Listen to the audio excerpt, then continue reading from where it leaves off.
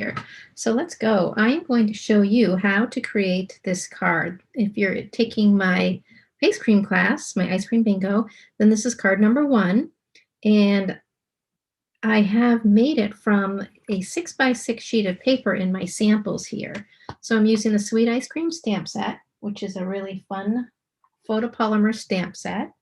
And with that being said, best to stamp on a pad when you're working with photopolymer. So this is what you can do with a 6x6 sheet here. You can do each of these slats, add in a little cardstock, and then cut out a backing for the envelope. So all of that is out of one sheet of 6x6 paper. I wanted to make this card for my ice cream class too, so I've actually cut down the 12x12 paper, and I'm not doing this because I really like the paper and I needed to make it go further. And I thought stamping on the envelope would be just as nice. So what we'll do, go ahead and fold the card. This is meant to be a really quick and easy project. And looking for my bone folder because when you need one, it's not here. I know it's here and I'm going to stumble across it, but for now I'll just use my finger. And I have a scrap piece of paper in here that I'm going to use to stamp the images. For all of the items on, well, both of the items, not all, on the ice cream punch, got a snippet of my phone case there, a 1.5 inch piece of paper is sufficient to get a good image. So I'm going to use colors that coordinate with the paper. So my first ice cream is going to be soft seafoam, I guess is what I'm using. I keep thinking it's mint macaron, but I think that would look very nice as well. This is a nice pistachio ice cream that I'm thinking of. And then this one I'm going to do, because I'm only going to do 1 scoop. I bring this back in. Just planning on the 1 scoop right now. You could always do a double or triple decker. And I am going to add, what am I going to do here? I'm going to add some, to me these are kind of like nuts. So, and I used the soft suede for that color. For chocolate chips, the early espresso would be really great. And then I'm going to do, let me grab these over here. I'm going to do, yes, soft suede for the cone. So what I'm going to do is stamp off once and then stamp here on the paper. And then I'm going to do a full strength stamp for the cross marks of the cone. All right, quick and easy. Then I'll take my punch and I didn't think about that, did I? I did not. So think about when you're stamping on your paper, which leaves this one. Let's see. And I'm just going to take a Post-it note so I can maneuver it much easier since my fingers are not that thin.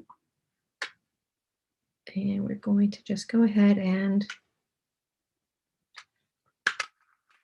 punch this out. And I can go at this one from this angle and punch that out. So I think on this one, I probably use crumb cake. That looks nice too. A little bit different. You could use early espresso for the cone also, not just the chips. So any shades of brown to me are perfectly fine. Now I'm going to do my greeting. And on this one, I did You Melt My Heart on that one, which would actually be a fun Valentine's Day thing as well. I'm looking for my one that says You're So Cool, and I put it on a stamp, so now it's just locating it. Oh, here it is. Let's see. The paper I'm using for my card is the multicolor, so there are lots of colors. And just to infuse a little bit of pop in it, I am going to add in, I'd like to look to see what's on the back of the paper here for colors. So I'm looking, petal pink. They don't have anything that's too bright. So I'm seeing like some, I'm going to use a melon mambo because I just want it to a nice pop of color. So I'm going to do You're So Cool. Stamp it right on that. My melon mambo. And I'm going to mount this. Oh, you know what? I've stamped on that and I meant to stamp on the circle. Not a problem. So they're double cool, but they won't even know it, whoever gets this card. And if I just take a little of my seal, put this right on the circle. And for layout of this, I have 3 of these strips. The dimensions are in the handouts I've provided to you. And I'm not doing anything fancy. You know, if you really wanted to step it up, you could probably do some stamping on the base or stamping on these plain, but I want to leave it as it is. So that's the layout I want. So I'm going to go ahead and just run a quick strip. They don't have to be coated from side to side. 2. Mine are not even. I like them a little bit off-centered. That way I don't have to worry about them being a little bit off if I'm trying to go for straight.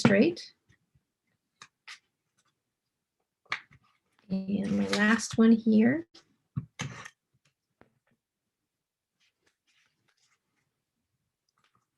That.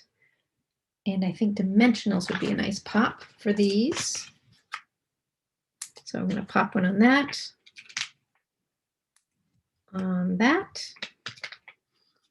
and on the greeting. And I just put one on each.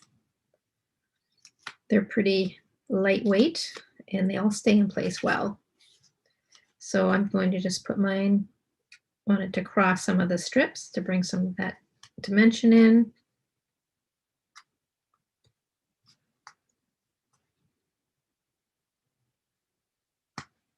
You're so cool. And that's my card. I like that. It's fun. So you can do this with a 6x6 and use up the entire sheet. But you can also use this if you're trying to use up some of your designer series paper and maybe only have a little bit.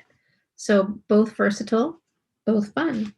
And I think what I'll do on my envelope here is just do a very quick stamp. So just stamp that one off. Do it up high so it won't get in the way of the barcode on the bottom if something needs to go on the card for that. From the post office. So I like to stamp on the outside because it gives a little hint about what is coming on the inside. You know that it's fun mail and not bills or not so fun mail. And this one, I have the little sprinkles set here. So I'm just doing that. All right, so that is your little one sheet wonder, project number 1 if you're in my class. And I hope you make lots of these with your paper.